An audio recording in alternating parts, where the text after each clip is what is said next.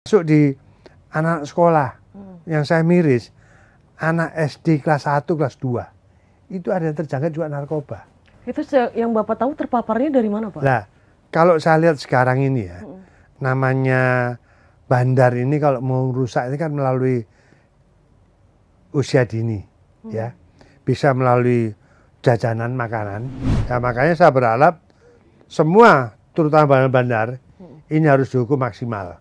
Bila perlu hukum mati lebih baik itu, kalau menurut saya gitu.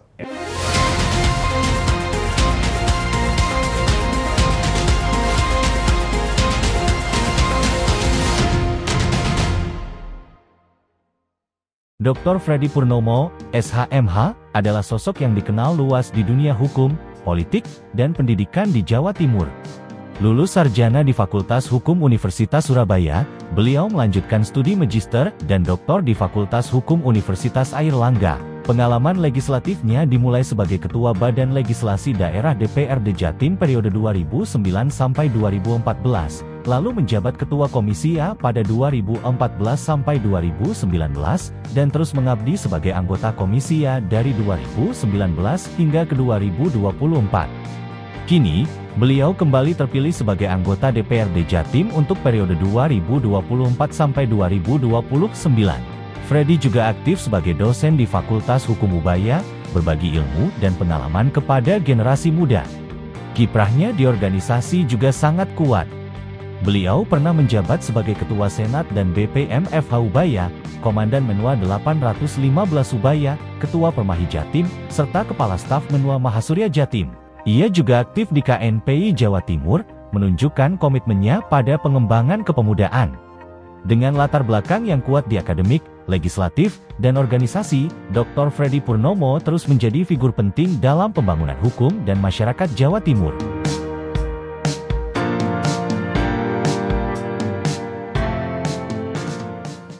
Assalamualaikum warahmatullahi wabarakatuh. Salam sejahtera untuk kita semua. Om Swastiastu, Namo Buddhaya, dan salam kebajikan. Tribuners, kembali lagi bersama saya Cindy dalam podcast Jawa Timur Gebrakan Wakil Rakyat. Dan di episode kali ini Tribuners, temanya kita akan membahas tentang peran DPRD dalam mendukung P4GN, strategi pencegahan dan penegakan hukum di Jawa Timur. Nah Tribuners, P4GN sendiri merupakan pencegahan, pemberantasan, penyalahgunaan, dan peredaran gelap narkotika, yang mana ini adalah program nyata pemerintah bersama masyarakat untuk melindungi generasi muda dari ancaman narkoba.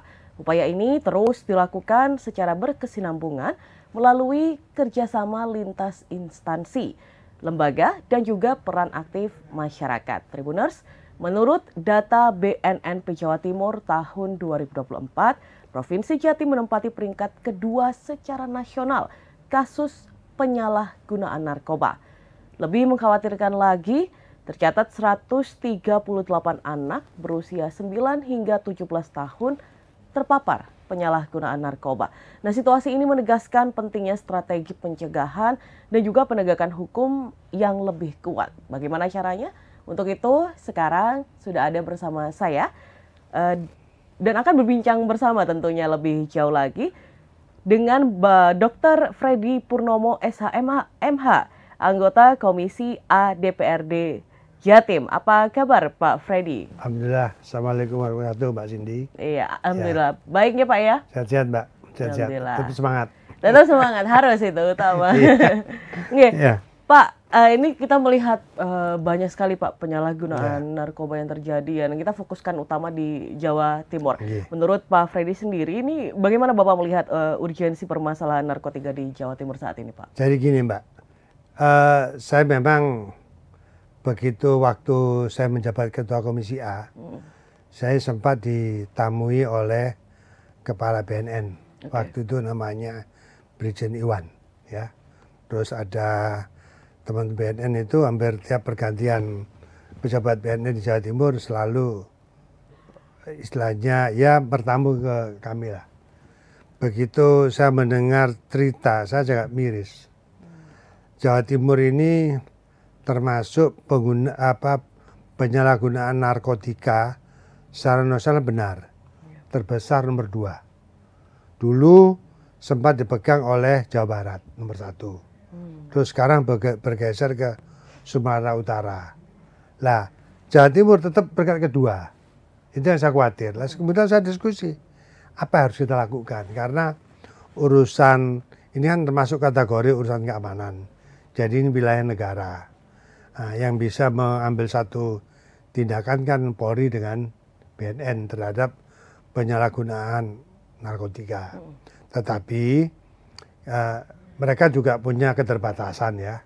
Oleh karenanya saya diskusi kalau ini hanya diandalkan oleh penindakan, ya pencegahannya relatif tidak begitu kuat, tentu tidak bisa maksimal kita. Makanya pada waktu kami rundingan dengan teman-teman BNN pada waktu itu ya, saya berinisiasi, Pak, bagaimana kalau kami membuat regulasi? Ya alhamdulillah akhirnya proses regulasi seiring dengan pergantian beberapa pejabat BNN di provinsi. Barulah terbit regulasi P4GN ini tahun 2016, Perda 13 tahun 2016. Itu terakhir saya menjabat Ketua Komisi A pada waktu itu, P4GN. Di mana peran serta masyarakat, tokoh agama, tokoh pendidikan, semua kita libatkan dalam konteks pencegahan. Bagaimana bahaya narkotika yang ini juga akan merusak masa depan generasi muda. Jadi sebagai nanti ini harapannya sebagai pemimpin masa depan, kalau sudah muda ditandui dengan barang-barang haram kan juga kasihan, negara ini kasihan. Makanya pemerintah dalam ini pemerintah Jawa Timur sepakat bahwa urusan pencegahan bukan hanya semata-mata tanggung jawab negara, bukan tanggung jawab Polri, bukan tanggung jawab BNN, tapi tanggung jawab kita bersama. Disitulah akhirnya kami membuat regulasi, dan regulasi ini tentunya juga melibatkan semua elemen masyarakat yang tadi saya sebutkan, baik dari unsur tokoh agama, tokoh pendidikan, tokoh masyarakat, semuanya, termasuk tokoh pemuda. Toh ini sudah kami lakukan dengan semaksimal mungkin, tetapi tren untuk turunnya narkotika ini dia sangat stagnan sekali gitu loh. Saya nggak tahu ada apa gitu. Ya sampai saya sekarang menjabat lagi sebagai anggota DPR juga belum ada penurunan yang sangat drastis. Nah ini yang kami nanti dalam waktu dekat juga akan lakukan semacam tracker lah dengan pihak terkait ya, tentunya dari jajaran Polri termasuk TNI, BNN, terus lembaga pendidikan termasuk masyarakat. Kita mau mencari solusi untuk penanganan persoalan kejahatan narkotika yang ada di Jawa Timur. Itu Mbak. Oke, Pak, tadi sudah disebutkan bahwa P4GN itu berarti salah satu dukungan dari DPRD Jatim ya Pak untuk menekan ini. Nah, mungkin bisa dijelaskan lebih lanjut Pak tentang P4GN ini seperti apa bentuk dukungannya? Jadi gini, tentunya kita menyadari ya, bentuknya itu ada beberapa hal ya terkait dengan kebijakan. Ya saya melihat bahwa Polri dalam ini Polda ini kan termasuk dalam jajaran Forkompimda. Ya tentunya pemerintah logosnya ada Jawa Timur, kita harus kolaborasi. Nah kolaborasi itu tentunya dari berbagai aspek. Salah satu juga pemerintah provinsi di bawah kendali gubernur sebagai ketua Forkompimda Jawa Timur melakukan semacam sinergitas dengan semua jajaran terkait ya, termasuk dukungan finansial ya, termasuk fasilitas lain yang sekiranya ini bisa dicukupi melalui APBD provinsi. Ya ini kita sangat transparan. Nah intinya gitu, termasuk apa-apa yang memang perlu untuk diperlukan sejauh kita mampu kita akan lakukan. Itu.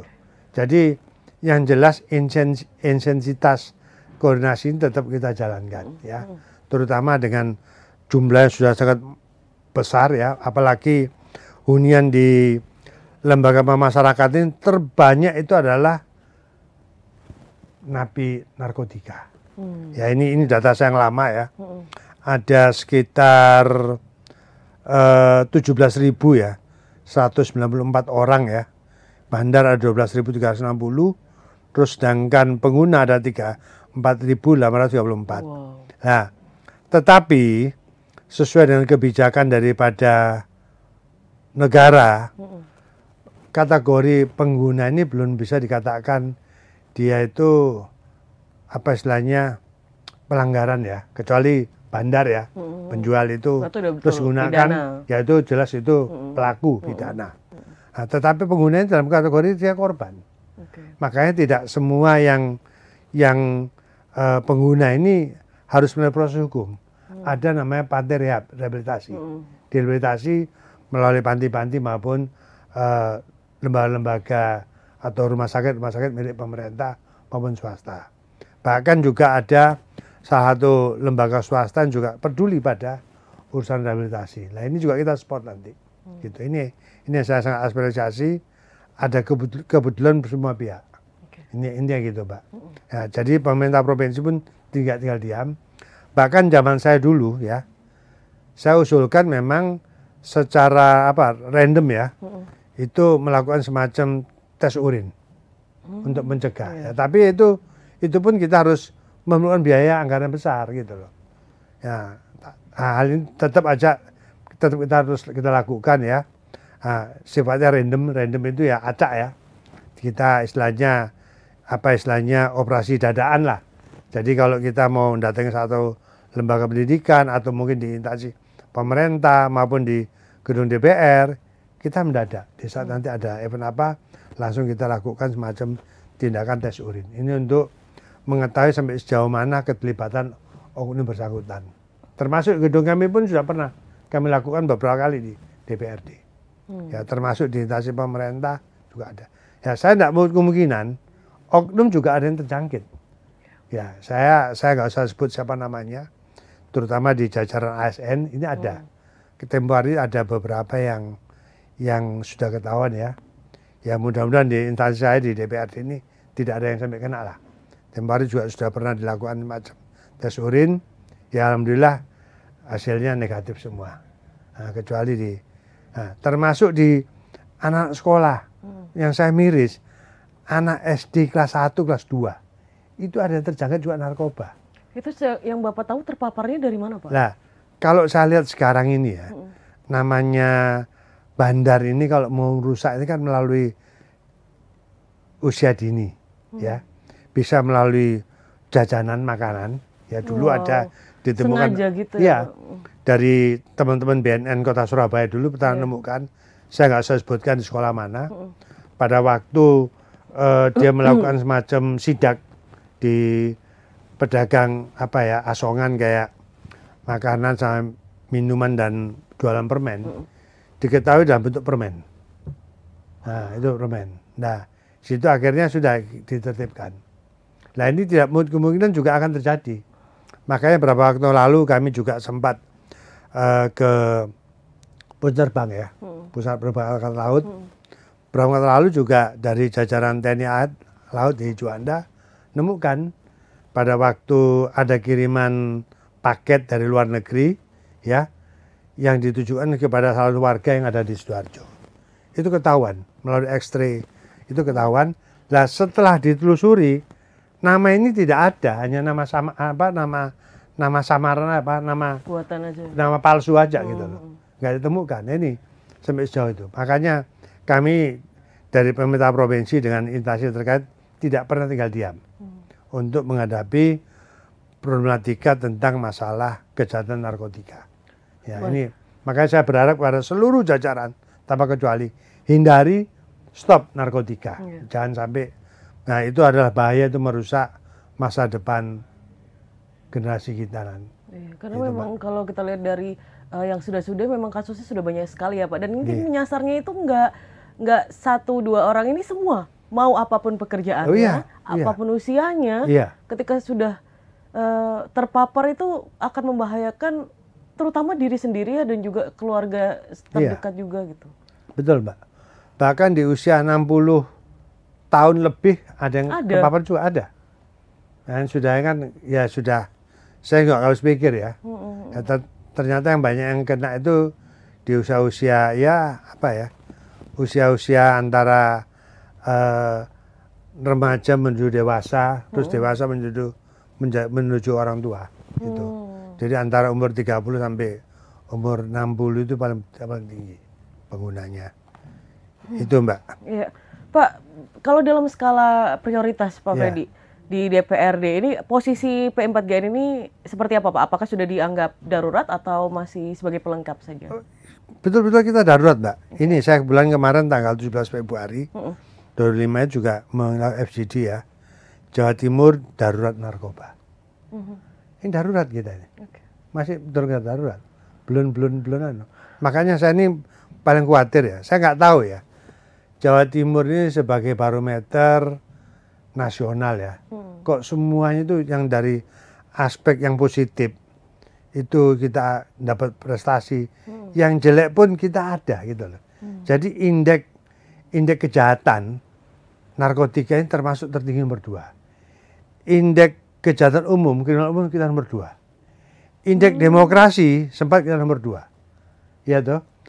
Terus kemudian ya mohon maaf termasuk indeks korupsi kita nomor 2. Lalu nomor 2 gitu loh.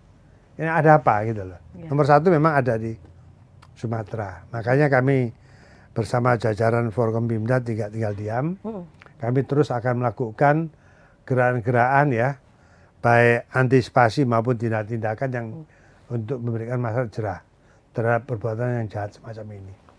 Maka saya menghimbau kepada seluruh masyarakat Jawa Timur ya, ada hal-hal yang memang dipandang ini mencurigakan ya, apalagi dari gerak-gerik terus perilaku anak kita, keluarga kita, lingkungan kita, ya nggak usah segan-segan. Koordinasi dengan aparat terkait di tempat di lokasi sekitarnya ya, apakah Babim Kaptipnas atau Babinsa, dan nanti koordinasi dengan pihak-pihak aparat kesehatan itu untuk mengetahui sampai sejauh mana tingkatan penyalahgunaan narkotika. Jangan takut ya Pak, karena itu demi kebaikan sendiri juga. Memang kita tidak pernah akan mundur dalam narkoba ini. Terus kita akan lakukan.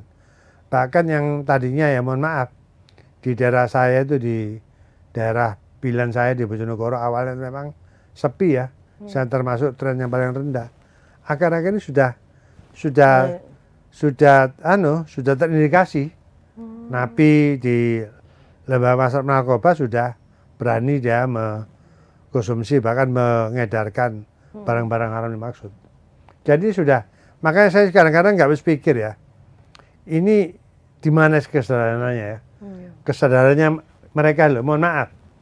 Beberapa waktu lalu oknum pejabat, ya saya nggak sebut namanya, banyak tahu toh, seorang perwira Polri yang dulu mau masuk ke Jawa Timur ditunda. Nah, kan saya prihatin toh. Terus kemudian seorang pendidik, ya saya nggak sebutkan di Sulawesi waktu itu, seorang guru besar, ya terpapar. Jadi narkoba itu sudah nggak melihat anak muda, terus anak dewasa, tapi sudah nyerang kemana-mana gitu loh. Itu loh. Jadi mereka yang tadinya tidak mengkonsumsi narkoba, nggak tahu disuplai dari mana, akhirnya dari kecanduan. Makanya waspada dini terhadap barang-barang haram ini harus peka, gitu loh. Terutama dalam konteks lingkungan sekitar kita, keluarga, terus tempat pemukiman, tempat kita bekerja, di sekitar lembaga pendidikan ini harus kita antisipasi. Oke. Pak Freddy, kita balik lagi ke dunia pendidikan yang terpapar ini. Dari DPRD Jawa Timur, Pak, itu bagaimana mendorong integrasi pendidikan anti narkoba di sekolah dan kampus utamanya di Jawa Timur ya? Dulu gini, saya dulu zamannya Pak Kepala BNN itu sudah mengusulkan bahwa materi muatan terkait P4GN di kurikulum pendidikan. Tetapi dengan pertimbangan ini kan hanya sekedar pencegahan. Makanya tidak harus masuk dalam kurikulum, tapi di celah-celah itu guru-guru juga kita bekali dalam materi yang memberikan semacam peringatan dini kepada muridnya terkait bahaya narkoba. Itu sudah kita selipkan. Ya itu.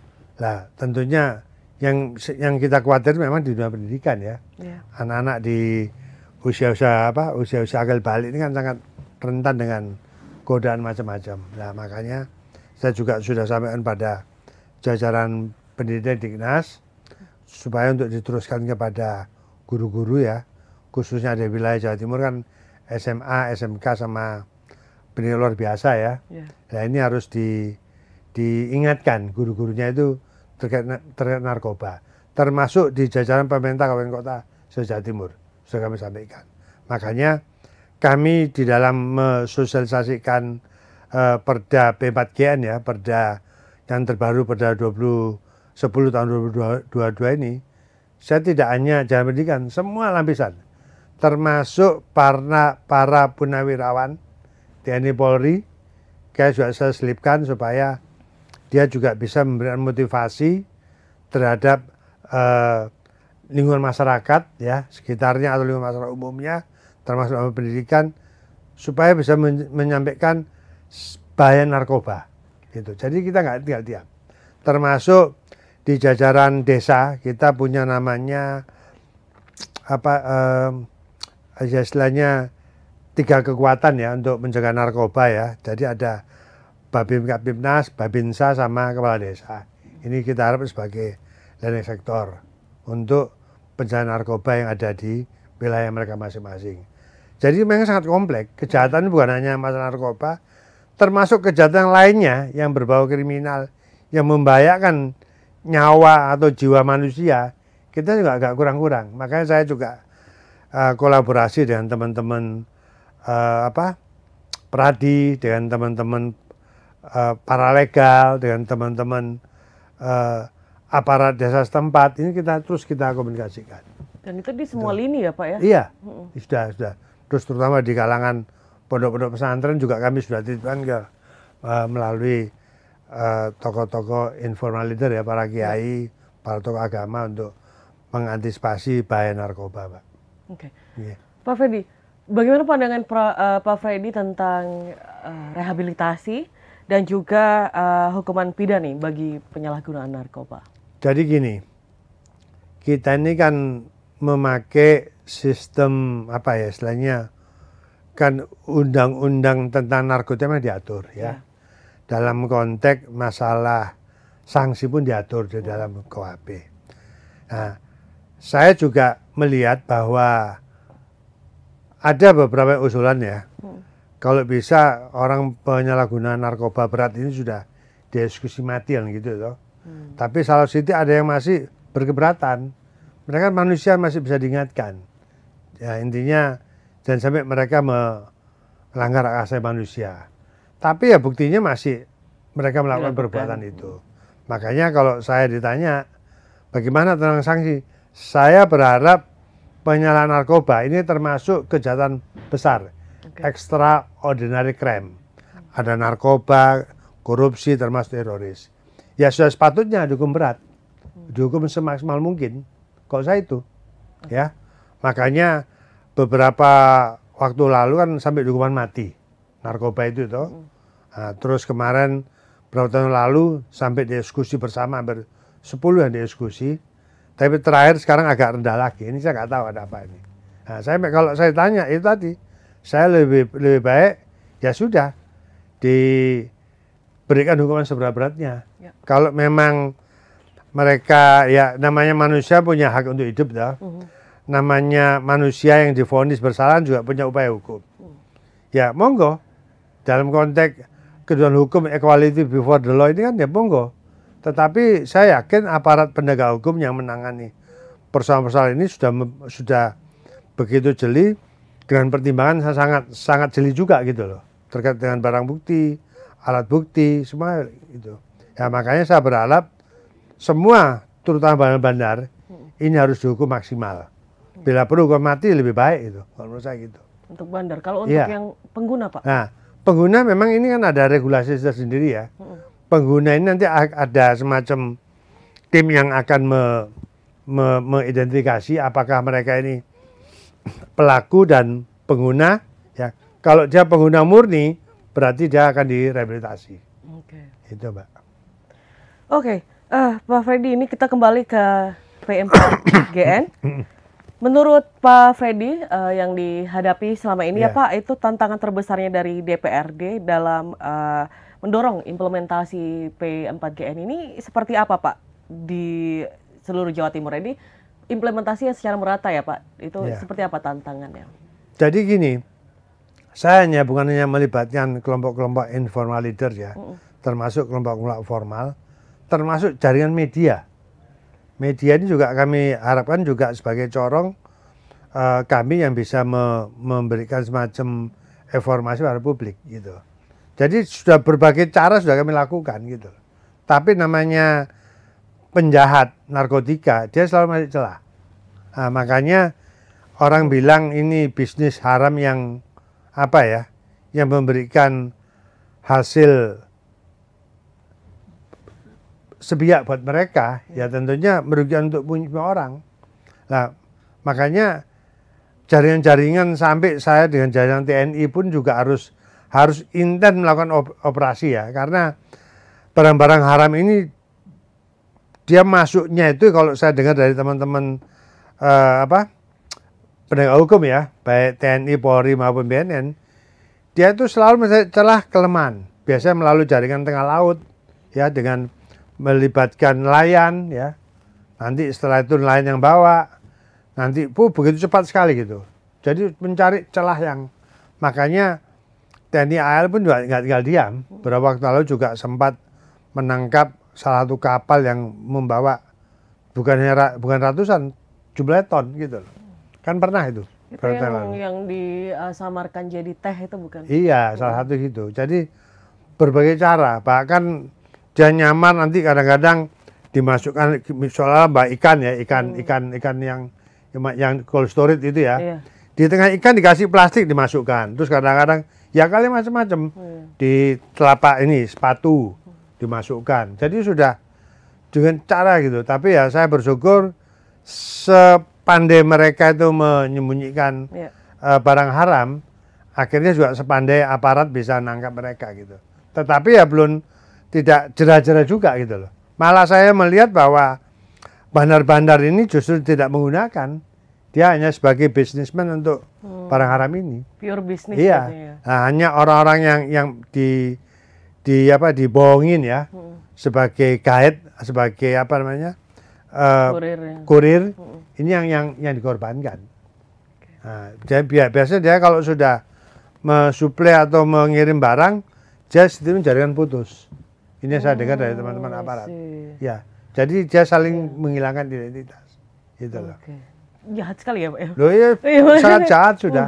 Sangat jahat, sangat masif itu. Lepas tangan deh, silakan. Gitu. Kalau saya bilang ini termasuk perbuatan proxy war ya, perang uras saraf ini. Jadi tidak perang fisik secara yang konvensional dulu, tapi sudah sekarang proxy war. Jadi merusak generasi melalui narkotika ini. Itu. Oke. Tadi Pak Freddy sudah membahas juga tentang P4GN. Nah, kalau menurut Pak Freddy sendiri tuh efektivitasnya itu yang sampai detik ini apa itu seperti apa Pak? Efektivitas untuk penindakan? Ya, saya tidak bisa detail ya. Ada operasi terbuka, ada operasi intelijen ya, yang dilakukan oleh teman-teman BNN maupun Polri. Tapi yang saya tahu, mereka sampai hari ini tetap bergerak terus ya, untuk merahasia daerah tertentu yang dipandang ini menjadi salah satu objek sasaran ya, atau jaringan untuk peredaran narkotika yang saya tahu ya. Jadi ya itu semua. Jadi tetap gerak gitu. Yang saya sebutkan baik rahasia terbuka maupun operasi intelijen sudah. Itu jalan. Dan saya masih sering komunikasi. Cuma kalau sudah masuk operasi saya tidak mau cawe-cawe ya. Itu karena wilayah mereka ya. Saya hanya wilayah pencegahan aja. Intinya gitu, Pak. Iya. Oke, Pak, kita kembali lagi ke yang terpapar narkoba ini, Pak. Kalau tadi sudah Pak Freddy sebut ada permen-permen narkoba untuk anak-anak SD, yang mana berarti mereka sebetulnya tidak tahu bahwa itu mengandung, gitu kan, Pak ya? Cuman ada generasi muda yang mungkin mulai SMA mungkin yang sudah berpikir bahwa mereka tahu betul itu adalah narkoba dan mereka tetap menggunakan, tetap mengonsumsi gitu. Entah itu dari lingkungan, entah itu seperti apa juga saya kurang tahu. Jadi antara mungkin teenager lah ya, mulai teenager sampai anak kuliah mungkin kayak gitu. Itu kan anak-anak muda, anak-anak yang sangat bisa banget produktif ke depannya. Nah, menurut Pak Freddy ini kan sudah banyak Pak, jauhi narkoba, stop narkoba, itu kan sudah banyak sekali ya, kita dengar juga. Cuman mereka tetap melakukan. Nah, pendekatannya tuh seperti apa Pak yang lebih, mungkin menurut Pak Freddy lebih efisien ini untuk orang-orang seperti ini? Jadi gini, saya sendiri ya nggak begitu tahu ya. Jadi jenis varian narkoba ini cukup banyak, cukup besar, sangat cukup beragam. Ya konon katanya untuk menenangkan pikiran atau apa ya, saya nggak tahu, saya nggak pernah nyoba-nyoba lah, ya jangan sampai lah. Nah, konon cerita begitu. Lah ini kan ya yang penting kepekaan lingkungan dari keluarga, teman ini harus kepekaan. Kalau kita menyadari bahwa narkoba ini adalah perbuatan jahat, nah kita bisa lihat sehari-hari kita bergaul dengan teman, tahu-tahu kok nyeleneh, lah patut diduga toh, ini kena apa orang ini, lah bisa-bisa nanti kepada narkoba. Nah, itu bisa aja koordinasikan. Bisa koordinasi melalui keluarga. Nah, kecenderungan keluarga itu malu untuk mengajak keluarganya atau anaknya itu untuk rehabilitasi. Kalau ketahuan terindikasi narkotika, sebenarnya tidak usah. Daripada nanti anak ini merusak masa depan, ya toh, lebih baik langsung dirawat, diruat. Ya, toh? Sebelum terlambat. Sebelum terlambat. Jadi negara tinggal diam. Apalagi pemerintah provinsi kita terbuka untuk bantu merawat itu. Makanya saya ini khawatir betul. Itu Mbak. Jadi garis besarnya itu. Jadi problematika sangat kompleks sudah, sangat kompleks. Mungkin juga ada beberapa case ya Pak, itu kan tidak hanya langsung menyasar ke narkobanya, tapi ada beberapa obat-obatan yang dijual bebas. Tapi mereka juga mengonsumsinya itu tidak seperti semestinya. Nah itu kan menurut saya lebih bahaya juga ya, karena mereka bisa membelinya kapan saja gitu loh untuk mengonsumsinya. Ya memang gini, ada sebenarnya tidak boleh cerita ya. Anak-anak ini kadang-kadang menggunakan lem yang ya dari aroma baunya itu kan membuat orang itu fly, merangsang gitu. Nah ini juga diantisipasi juga keluarga itu. Kalau ada anak-anak gitu. Terus ada juga obat-obatan golongan Q. Kan golongan bebas toh. Yang mengandung ya jenis-jenis apa namanya? Ya bibit narkoba lah. Nah ini juga diantisipasi. Jadi obat untuk dikonsumsi keluarga atau bagian keluarga harus dilihat betul gitu loh. Ya memang sebaiknya kalau kita agak nggak enak badan atau apa ya, paling bagus ya konsultasi ke dokter. Itu aja. Iya toh. Kan sesuai dosis aja ya Pak ya. Itu. Jadi sangat kompleks Mbak. Ini saya khawatir betul memang. Sangat khawatir. Jadi tren penghuni lembaga pemasarakatan paling besar itu 40-60% dihuni oleh penghuni narkoba. Gitu loh. Sisanya adalah kejahatan kriminal umum dan juga narkotika, korupsi itu juga. Ya, ini semua termasuk kejahatan besar ya, extraordinary crime tadi yang saya sebutkan itu. Itu Mbak. Jadi ya sangat kompleks ini kondisinya. Makanya saya berharap juga teman-teman media ya bisa berkolaborasi dengan kami, dengan pemerintah, dengan aparat penegak hukum, ya istilahnya ikut mensosialisasikan bahaya narkotika. Tapi sudah tidak kurang-kurang kita sosialisasi ya. Tapi ya kayak apa? Kok trennya nggak turun terus ya? Saya kadang-kadang juga bingung, ini apa caranya gitu. Gitu loh. Apa memang modus terus pelakunya hanya itu aja gitu loh. Behind the scene-nya itu apa itu aja gitu. Makanya saya tidak pernah tinggal diam dengan teman-teman BNN, dengan Polri ya, khususnya di Dir Narkoba untuk koordinasi tentang sampai sejauh mana tentang pencegahan narkotika ya, termasuk penindakan gitu. Penindakannya cukup kompleks Mbak. Intinya itu Mbak. Baik. Terakhir Pak Freddy, mungkin Pak Freddy bisa ngasih pesan nih Pak untuk anak-anak muda di luar sana yang sebenarnya ini udah pesan yang sering mereka dengar mungkin ya tentang bahaya narkoba dan lain-lain, tapi mungkin sekali ini lagi Pak Freddy bisa memberitahu ke mereka untuk jangan sampai terpapar gitu. Silakan Pak. Ya, kita berharap ya untuk generasi muda khususnya menjadi harapan masa depan bangsa ya, terutama untuk mengisi dalam proses hidup berbangsa bernegara ini. Ya, saya berharap kita sadar bahwa narkoba itu adalah kriminal, ya. Narkoba itu adalah barang haram, ya. Narkoba itu jelas mengganggu kesehatan, alam pikiran, dan yang lain. Nah, makanya saya berharap hindari narkotika, jangan sekali coba-coba agar sekedar tahu, kita hindari. Terus yang jelas kita harus peka, ya. Contohnya gini, di Belanda itu ada namanya kanabis. Kanabis itu bahan bakunya dari ganja. Dia bisa dibuat dari untuk cake, untuk permen, untuk coklat, untuk minuman. Ini harus dihindari. Ya, alhamdulillah di Indonesia tidak masuk. Tapi kalau ada satu ketika sesuatu yang memang kita ini tidak paham dengan merek-merek tertentu, ya nggak usah segan, tanyakan pada pihak-pihak terkait nanti. Makanya sekali lagi, jauhi, hindari, masa depan bangsa ini ada di pundak generasi muda. Saya sebagai orang tua ini hanya sekedar mengingatkan dan mengantisipasi. Intinya itu, Mbak. Iya. Baik, terima kasih banyak Pak Freddy atas waktunya dan insight-nya luar biasa. Semoga yang diharapkan Pak Freddy dan diharapkan kita semua bahwa tidak ada lagi narkoba di antara kita dan apalagi Jawa Timur ya. Semoga terus semakin menurun. Baik, sekali lagi terima kasih Pak Freddy atas waktunya dan terima kasih juga Tribuners sudah menonton episode kali ini, dan saya Cindy akan kembali lagi di episode selanjutnya dari podcast DPRD Jawa Timur Gebrakan Wakil Rakyat dengan tema-tema baru yang tentunya menarik untuk dibahas.